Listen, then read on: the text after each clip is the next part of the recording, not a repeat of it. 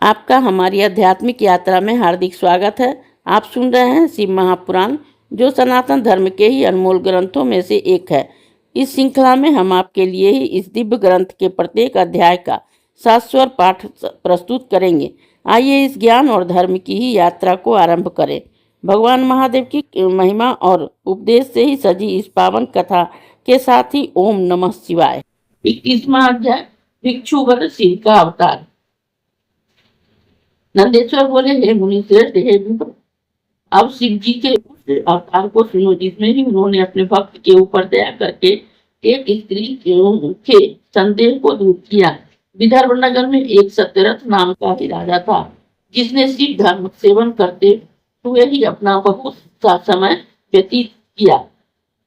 एक समय उसके नगर पर ही बहुत से शत्रुओं ने मिलकर ही आक्रमण किया, जिसमें सत्यरथ ने उन सबसे बड़ा युद्ध किया, परंतु विजय न हुआ और शत्रुओं ने जंघा तोड़कर उसे मार डाला।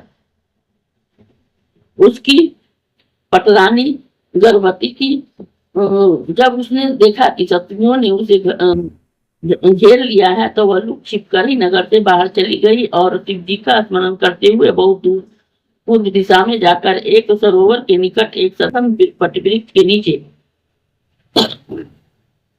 अपना आश्रम किया। वहां उसे ही सब लक्षण पर संपन्न एक दिव्य बालक उत्पन्न हुआ। जब उस बालक की माता रानी सरोवर में जल पीने गई, तो उसे घड़ियाल ने पकड़ लिया। साथ बालक भूख प्यास से पीड़ित और माता पिता से हीन दशा में ही बहुत रोने लगा। यह देखकर शिव जी को बहुत दया आई। उन्होंने एक भिखारी ब्राह्मणी को उधर प्रेरित कर दिया। वह अपनी गोद में अपना एक छोटा सा बालक लिए उधर आ निकली और उस माता पिता के उसे हीन रोते हुए बालक को देख उसे बड़ा ही आश्चर्य हुआ। वह विधि विडंबना पर खेद प्रकट करती हुई ब्राह्मणी उसके पास जा बैठी पहुंची। देखा तो अभी तक ही उस शिशु का नाल भी नहीं काटा है। वह वहां अकेले ही पड़ा रो रहा है, परंतु बड़ा ही तेजस्वी था। भिक्षुनी को बड़ी दया आई। उसने उसे उठाकर पालन करना चाहा, परंतु अधिकार बिना उसका मन आगा पीछा करने लगा। दैव की प्रबलता, वह किससे उसका जन्म पूछे, उसके जानने वाला तो वहां कोई था ही नहीं। नंदेश्वर कहते हैं कि इस प्रकार से चिंता करती हुई वो उस ब्राह्मणी का शिव जी ने बड़ा ही दया की और महान लीलाधारी भक्तों के सब प्रकार के सुखदाता उपाधि रहित महेश्वर शिव जी स्वयं ही भिक्षु का रूप धारण कर सहसा वहां जा पहुंचे और उस ब्राह्मणी से बोले कि हे विप्र ब्राह्मणी, अपने चित्त को संदेह और खेद न करो और इस पवित्र बालक को अपने पुत्र के ही समान जानकर इसका पालन करो। ब्रह्माणी ने प्रसन्न होकर कहा कि धन्य है आप जो इस समय आकर मुझसे ऐसा कह रहे हैं। मैं तो इसका पालन करना ही चाहती थी, परंतु शंका बस ही आगा पीछा कर रही थी। इसमें संदेह नहीं कि इसी समय बड़े भाग्य से आप यहाँ आए हैं। मैं आपसे यह जानना चाहती हूँ कि अंतोगत्वा यह बालक किसका है और आप कौन है, कहाँ से आए हैं। हे भिक्षुवर, हे प्रभु, मुझे आप भगवान शंकर के जी के प्रतीक हो रहे हैं। क्या आप दया सागर शिव जी हैं और यहाँ आपका प्रथम भक्त है जो अपने किसी कर्म दोष बस इस दशा को प्राप्त हुआ है, परंतु आप के अनुग्रह से इसका कल्याण ही होगा। आपकी आज्ञा से मोहित ही मैं भी इधर आ गई हूँ। अब मैं अवश्य ही इसका रक्षा करूंगी।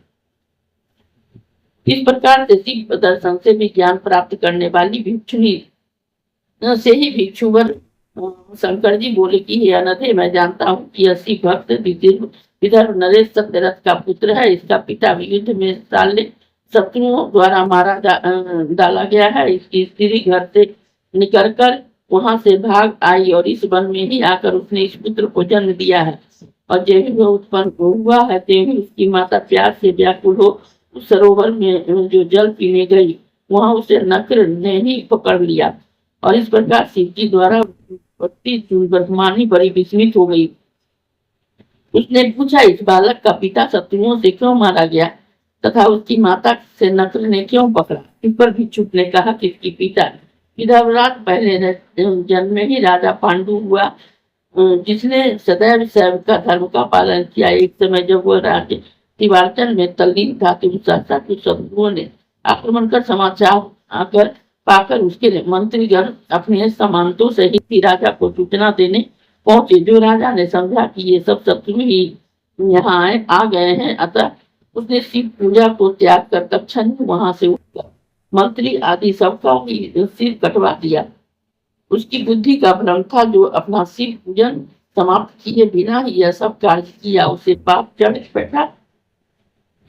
उसने शिव जी की पूजा समाप्त किए बिना ही रात्रि में भोजन कर लिया। उसके फलस्वरूप जब वह शिवपति सिख विदर्भ नगर के में ही जन्मा, तो शिव पूजा के समाप्त न करने से सुखों के मध्य में ही शत्रुओं द्वारा मारा गया। जो पूर्व जन्म में इसका सतरक पिता था, वही इस जन्म में शिव की प्रजा की गति से ही क्रम से ऐश्वर्य रहित पुत्र रूप से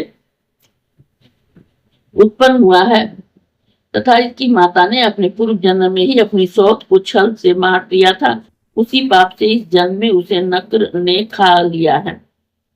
शिव की भक्ति से ही शिव की पूजा पूर्ण न करने के कारण ही यह दरिद्रता को पाप हुआ है। यह सब तो कहकर शिव जी ने उसकी ब्रह्मानी को अपना सत्य रूप दिखा दिया। ब्रह्मानी प्रसन्न हो परम शंभु प्रभु शंकर को प्रणाम कर ही गदगद वाणी में सप्रेम स्तुति करने लगी।